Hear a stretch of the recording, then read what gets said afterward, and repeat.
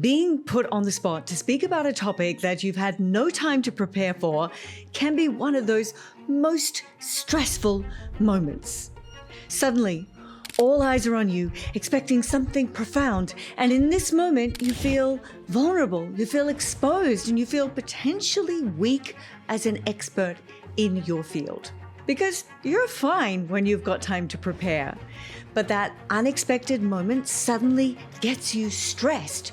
You feel like your thoughts all jumble together and you scramble to make any sense to your listener. This happens to the best of people, but there is a way to make those moments significantly less stressful and to make sure that when you speak, you sound confident and clear. The method is to use frameworks. If you don't already use frameworks when you speak, you won't be showing up demonstrating your knowledge, your expertise, your authority, your credibility to your fullest potential. And you most definitely will not be influential. In this video, I'm going to give you an incredibly simple framework that you can use the next time you're put on the spot. And it's simply called the 3-2-1 framework. If you're new to my channel, my name is Lisa Hugo. I teach people how to use their voice as their most valuable tool for their success, to speak with clarity and confidence, to grow their careers and build businesses that are centered around them showing up and speaking. And I've helped thousands of leaders around the world, and I would love to help you too. So please make sure that you subscribe and become a part of my community. Let's dive into this framework. 3, 2, 1. As I said, this is a simple but powerful technique that can help you to communicate more clearly and engagingly. And we've all been there, trying to get our point across only to see our audience's eyes glaze over or have them confused and walk away, rambling on and on, losing their attention, or failing to get your message across effectively can be incredibly frustrating. It's like you have a great idea, but you're not able to express it in a way that resonates with others. And this can then hold you back and make it hard to achieve your goals. And let's be honest, it's not just about getting the point across, but it's really about being heard, being understood. When we communicate effectively, we build trust, we establish credibility, and we can even inspire action. So let's break this down. Number 3 is for your 3 key points. What are the 3 key points that you want to make about the topic or the question that has been thrown at you? Number 2 is for your supporting details. 2 details. Or 2 examples for each of those key points. So how could you back them up? And number 1 is finally the clear, what is the takeaway? Or the call to action. What do you want them to do with this information? You can use all of these together as a complete framework, or you could use them individually. It's completely up to you in the moment. Exactly how detailed you want to be with your answer and your idea. Now, don't worry, I'm going to give you some clear examples of how to use this. Here's one. Imagine you're trying to convince your friends to try out a new restaurant. Your 3 key points could be the quality of the food, the cozy atmosphere, the friendly service. And then for your 2 points, you could provide some supporting details. For example, the chef is a Michelin star chef, and the food is made with locally sourced ingredients. And then finally, your 1 call to action could be to plan a dinner at this restaurant with your friends, maybe this Friday. See how simple that is? Okay, let's take another topic. Imagine somebody asks me, "Hey Lisa, why do you like to travel so much?" Now, without a framework, I could start rambling. "Oh, well, I took my first trip when I was 18. I saved up enough money in my final year of high school to get a round-the-world flight, and I was really excited about getting away from Australia, meeting new people, trying new things, having independence. Oh, I don't know. I really like being on airplanes. I like the thrill. It's fun. So, yeah, there. I like it." Right. Now let's use the framework. I love to travel because it broadens your understanding of cultures, you get to experience amazing places, and you can meet lots of interesting people along the way. That's the 3. Now, I've traveled to more than 20 countries, but a couple of my most memorable trips are when I took a Kentucky bus trip around Europe with a bunch of fun young people, and then one of our family vacations in Sri Lanka, where we got to experience as a family the culture, the color, and the beautiful scenery.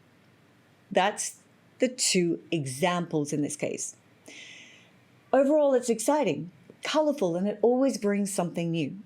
And that is your 1. Did you notice the framework? I started with the 3 things. I shared the 2 examples of the memorable trips, and I summarized with that 1 line. By using this framework, you can make sure that your message gets across effectively, clearly, and keeps your audience interested every single time that you're put on the spot. Now, these examples seem to really work well in social settings. But what about in a high-stakes meeting when the CEO suddenly calls you out and asks you to contribute? You know you're an expert, but in that moment, you can't seem to articulate your thoughts clearly, and you come away from that meeting thinking, that didn't go well. Let's find a business example. Picture this. You're in a Q3 strategy meeting. Your CEO turns to you out of nowhere and drops this bomb. We've seen a 15% drop in our user engagement this past month. So what's your take on what's going wrong here? Q. Internal panic.